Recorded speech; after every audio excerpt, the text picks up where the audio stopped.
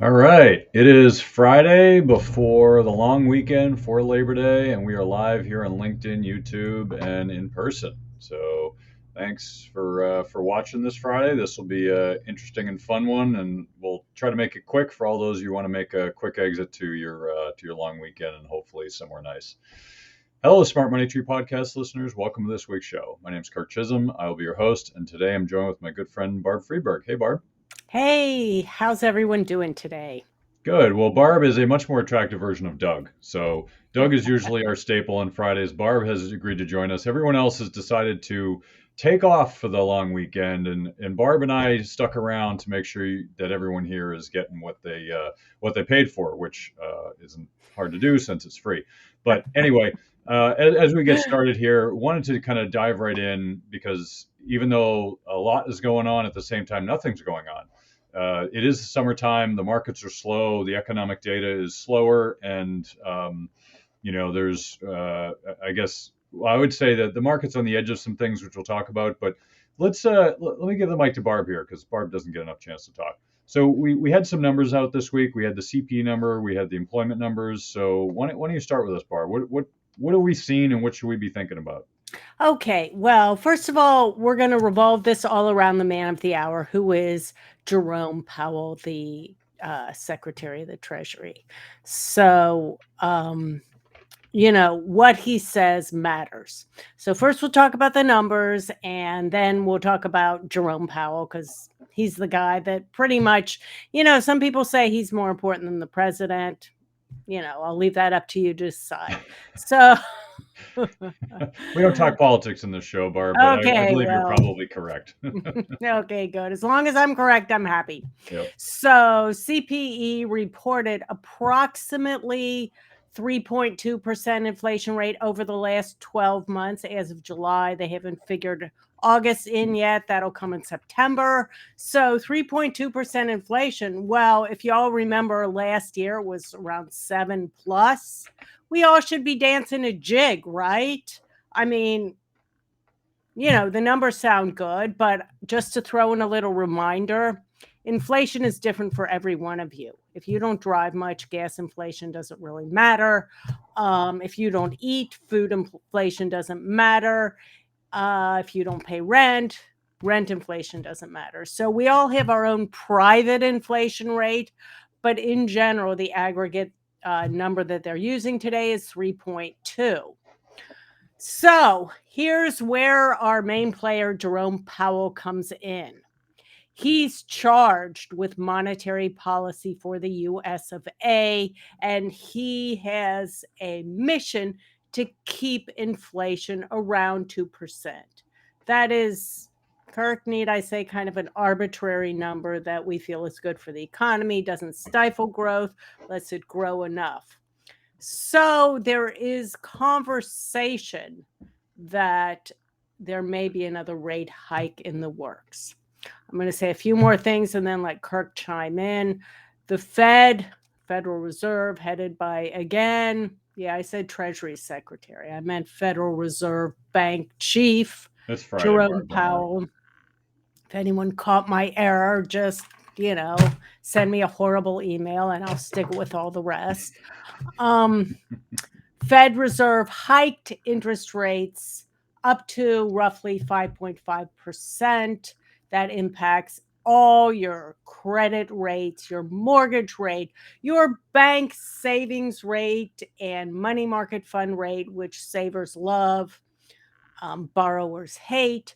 This is the highest level of interest rates in 22 years. So we're going to get into if inflation still isn't at the level that the Fed is striving for. Does that mean we're going to have another interest rate hike? How's that going to impact our economy? And we always like to talk about what do we do about this stuff? So, Kirk, I'm going to let you get a word in edgewise, and then, we'll continue. Yeah. So it's interesting. I mean, this is the market's been debating: are they going to have another interest rate hike? The real answer is who cares? You're talking about 25 basis points compared to going from 0 to basically 5.5% in the matter of a year. Who cares? It's 25 basis points. Does it matter? Not really. But what it does matter to the market, so here's the problem. The rate itself is really less important than the signaling. And the market is a discounting mechanism about 6 months in the future. So whatever you think is going to happen in 6 months, people are preparing for today and they're pricing it in today. That's generally how the market works. So whatever the prices are, it's where people think that the data is going to show up 6 months from now.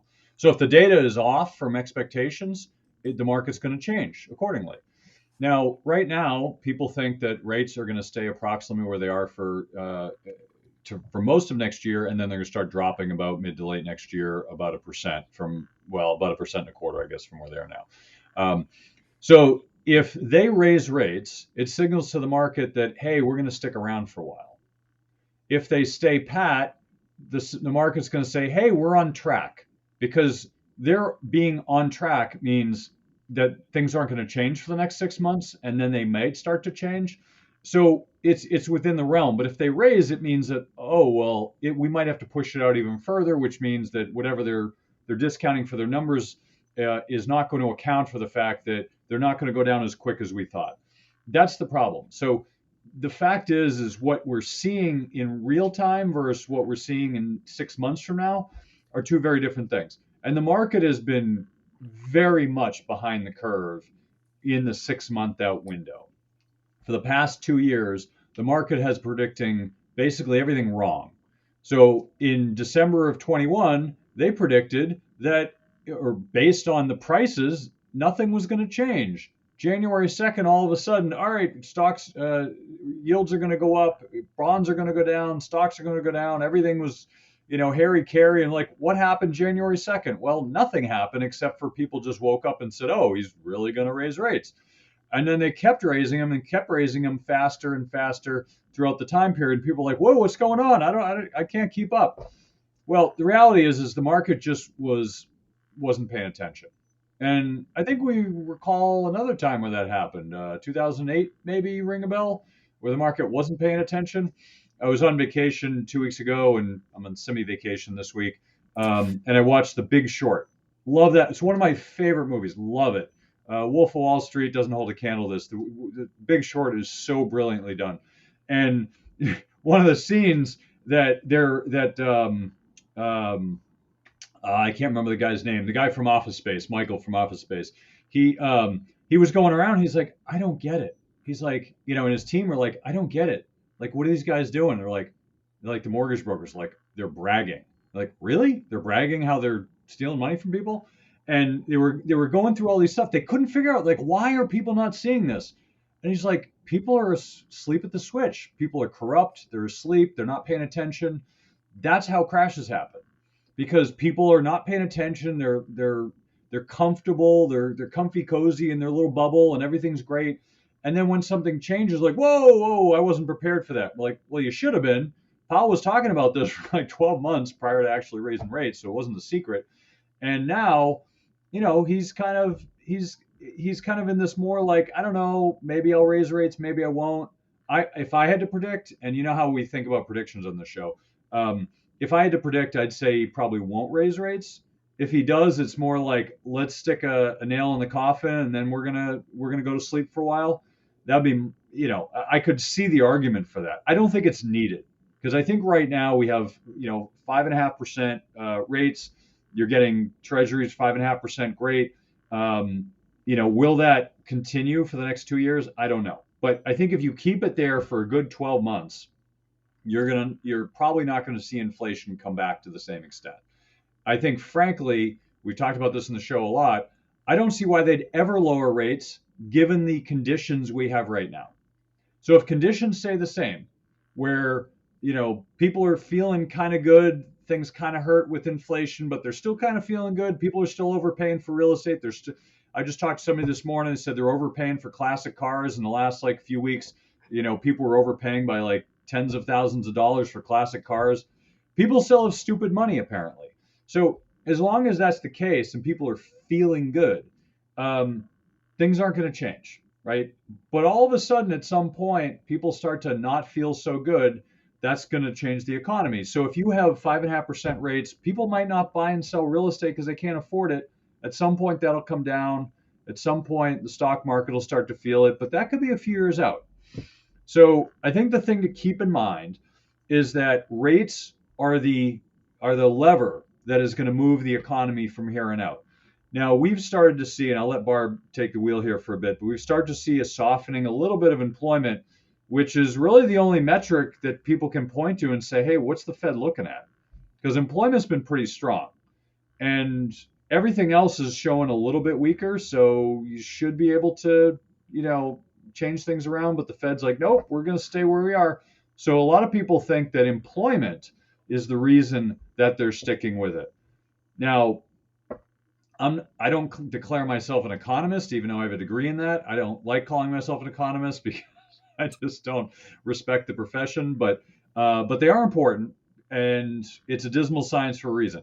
So if you think about, like, it's basically just a test tube, and they just kind of like try things and see what happens. Like there's no facts. It's not science. It's an art for a reason. So if you look at Powell, he's saying, well, here's what happened before. We're not going to do that. In the 70s, we dropped rates and inflation spiked up. We're not doing that again. So he's going to keep rates higher longer than most people think because of that. That is the reason he's doing it. And frankly, even if employment starts to go down to normalish place, why would you lower rates? I mean, if rates are sustainable, what's the reason for lowering rates? So, Barb, why don't you talk a little bit about that and what you've seen out this week with the employment picture? Kirk, I really liked what you said about why don't they just keep rates where they are at? And for some historical context, the average 10-year bond rate historically past 100 over the past 100 years or so, guess what it is? You think it's 2%, 3%? No, it is 5%.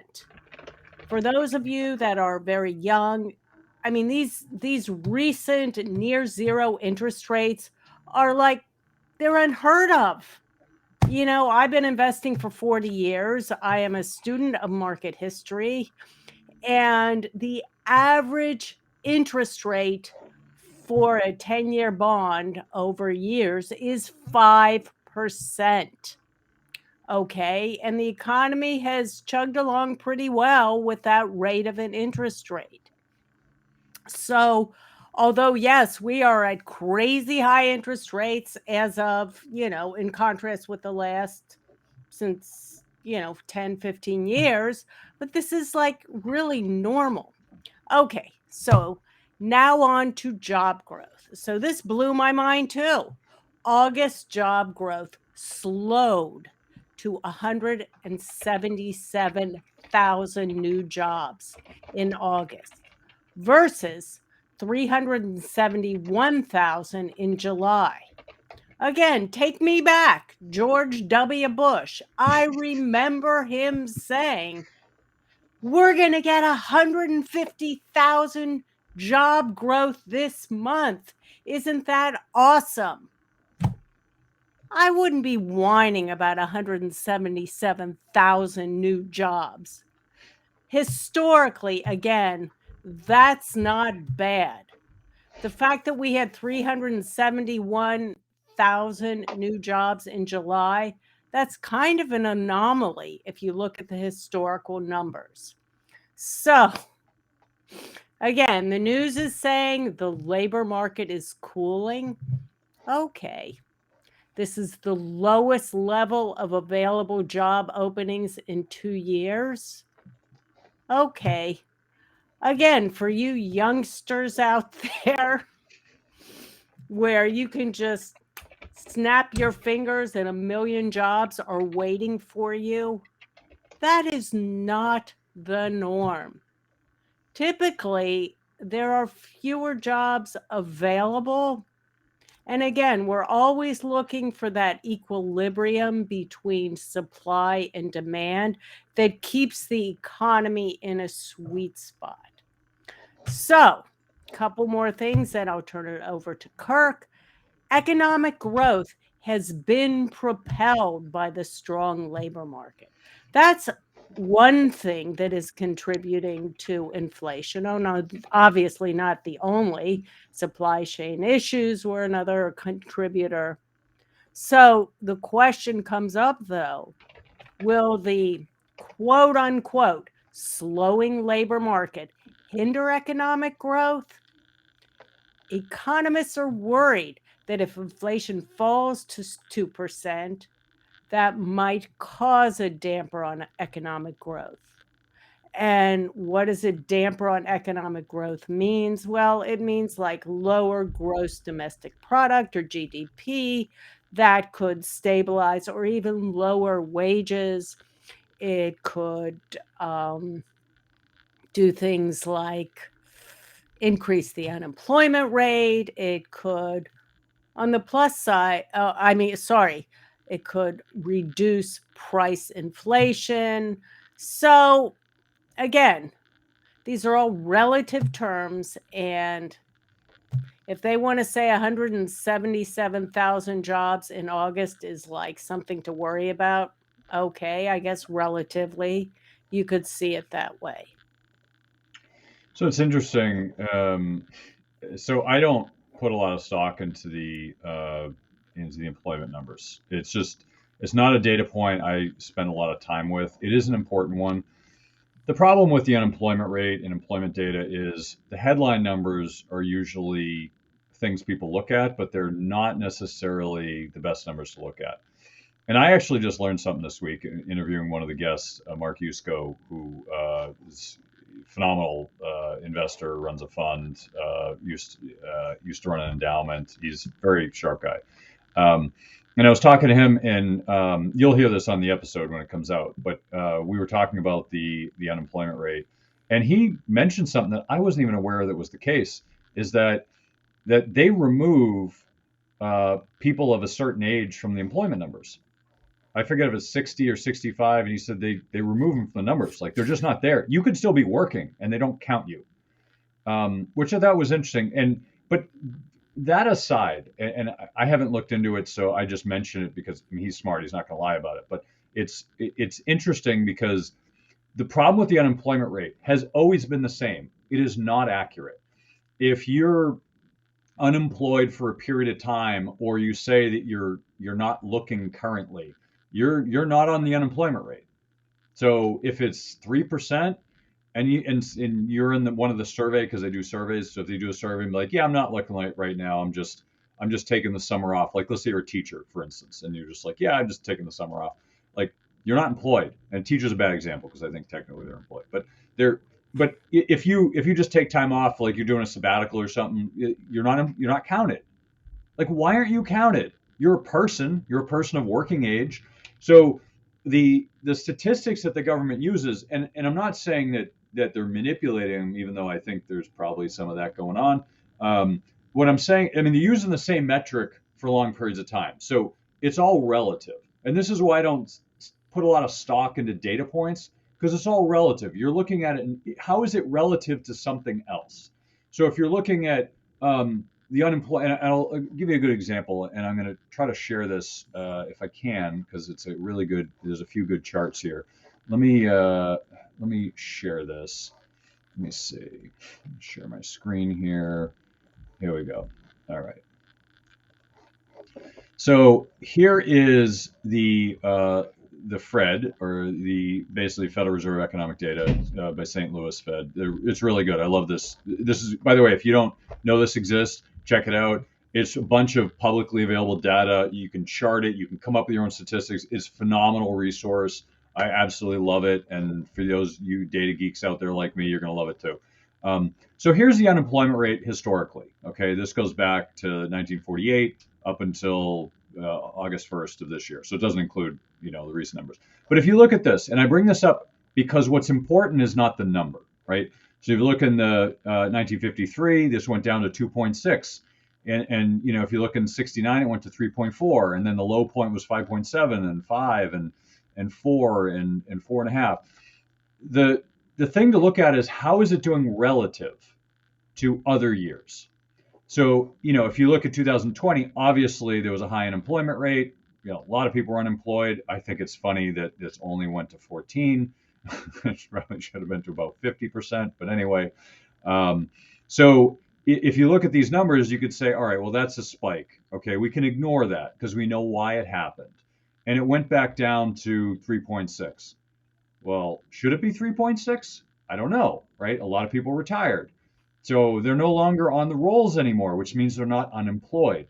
So if you have baby boomers which retired in mass, right? A bunch of them retired, they figured, I'm not putting up with this crap. This is all BS. I'm just going to retire now. I'm not going to have to fight with my employer about getting a shot or getting a mask or whether I can come to the office or not. I'm just going to retire. Screw you all. I'm going home. So if you look at the numbers, prior to COVID, it was 3.6. Right now, it's at 3.4. It's pretty close to where it was before. Is it going to go lower? Probably not. Like it looks like we're at a capacity limit for where the economy is now. So if you look at it relative to other times, so for example, if you looked at prior to 2008, 2007, it was 4.6, 4.5, 4.6, 4.4, right in that range. And after 2008, it peaked in December of 2009 at right around 10%. Okay. I would argue it was higher. I would argue it would be like 15%, maybe even 20. But that aside, it says it here it was 10. And this is why I don't worry about manipulating data because you're looking for the trend, not the data point. So I don't, some people claim it, by the old metrics, it would have been like 25%. Well, I don't know. I'm not going to sit here and say I know the data is accurate, but as a trend, it peaked at that point in time and started to come down. And then when it comes down, it hits a low point, which it seems like we're at now. Now, it's probably not going to go lower because it seems like we're at a capacity limit, but it can go up. And so what you want to look for is where are the trends? Are the trends going up or are they sideways? And whether it's up or down 177,000, I frankly don't know what that number means. I haven't dug into the data points. Is it lower than expected? Yes. Does it matter? I don't know, right? Because it's one data point, it's not a trend. Now, if it starts to go negative and it starts to go much lower, okay, we could argue maybe there's something going on here we should pay attention to. But for now, I look at it as noise. It's data noise. It's just another data point in the chain. It's not anomalous. Um, here's another. This is the unemployment rate, another metric. I don't like that one actually. And here's one for the PCE we were talking about earlier. And so, you can look at it. Obviously, it's not the CPI, so it's still high. The CPI is lower. It's a 3.2. This is not updated, but if you look at the history of it, it's a lot higher than it was. And the early 2000s was anomalous, right? Which was the inflation rate was really low. You look in the 70s, it's obviously a lot higher. And so you want to understand the trend. If it's not going down quick enough, why, right? So look at the trends. Don't get all caught up in the data points because that's just going to cause you to go crazy. And frankly, it's not going to help you because it's not showing you the trend. It's just showing you like, oh, okay, there was a data point. Next month, if it's lower, okay, now let's start paying attention. To me, that's important. Now, if you're running a hedge fund, if you're running, hundreds of billions of dollars, maybe you have a team of people who, are sitting there, micromanaging the data. Okay, but most average investors, this does not matter. What you should do is look at the data point and say, okay, how did the market react to it? That's a better data point for average investors. How is the market reading this? Now, we're live right now. I'm going to look at the market. And what does the market say? Well, the market says we don't care. The S&P is pretty much flat. The NASDAQ is down a little bit. The Russell is up, which isn't a surprise because it's been beaten down for a long time. It's actually having an up day.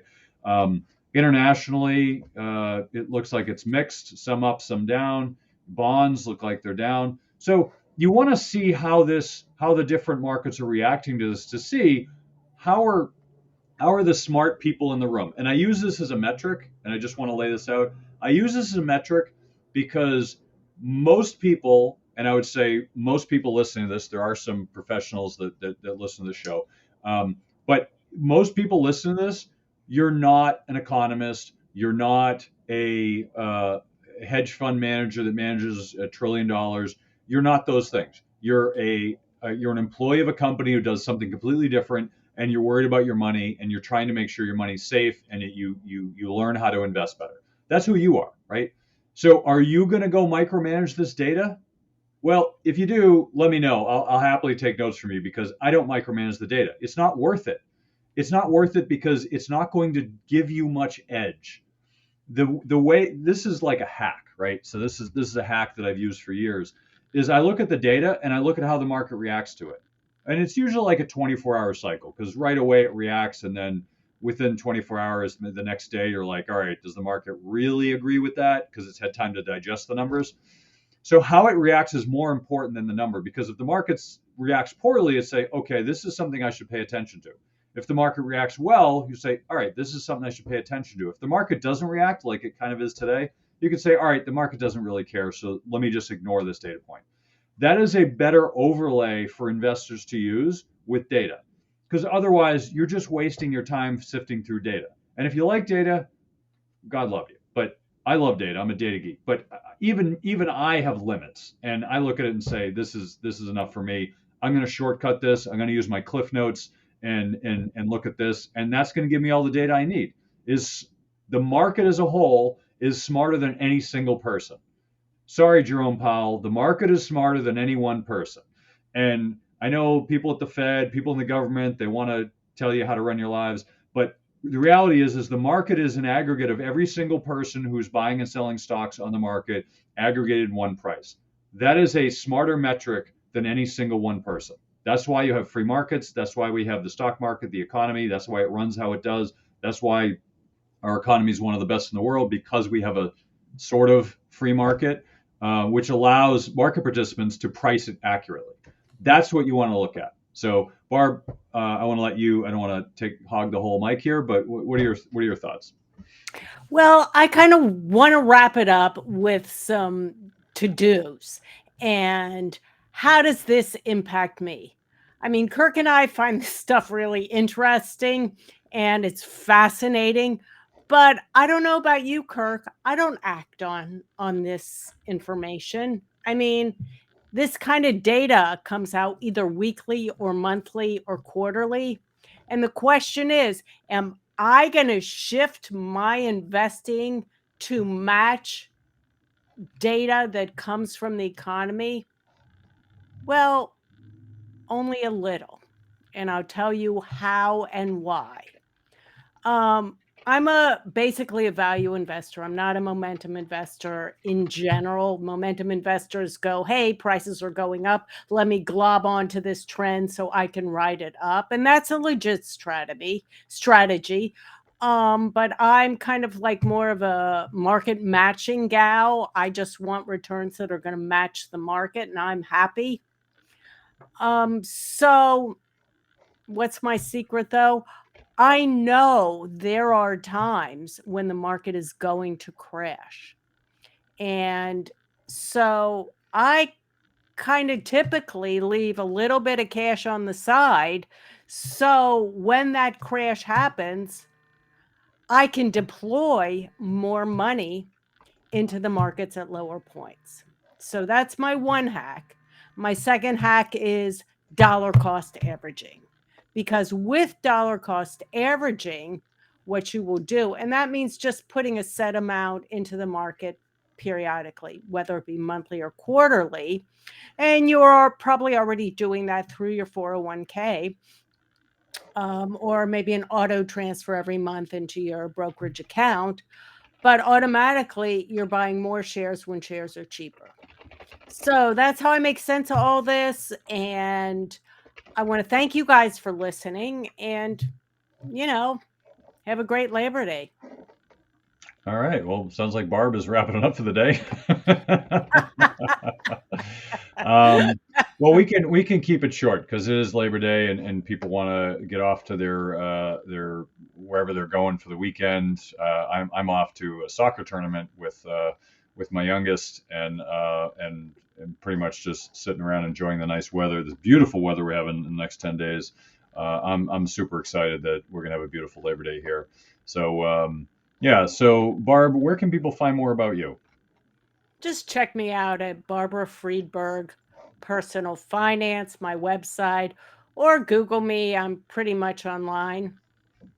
All right. Well, check her out. She's all over the interwebs. So that's the show for this week. Thank you again for joining us, Money Tree Investing Podcast. My name is Kirk Chisolm, wealth manager of Innovative Advisor Group. We don't just manage your wealth; we make your life better. You can find more about me at innovativewealth.com, and of course, you can find me every week here on the show. Please remember to subscribe to the podcast and the podcast app of your choosing. You can also check out the show at moneytreepodcast.com. On the website, you'll have access to the show notes, resources, and the archive shows. Also, we're now on YouTube. Please check out our YouTube channel. When you're there, please subscribe and leave a comment. Lastly, please leave a show rating and comments in the podcast app of your choice. Oh, and don't forget, do your own research. This show is for informational use only. We're not telling you what to think, merely how to think about investing. We're also not selling any products or services, so do not consider this advice. If you have any problems with the show, I blame Putin. Please send him an email, express your feelings. If you're seeking financial advice, talk to an oracle or a fortune teller or maybe just a licensed financial advisor. I'm one, but as I said earlier, I'm not selling anything. But I'm easy to find. Have a great week ahead, and remember, no one will care about your money like you do, so invest in your life.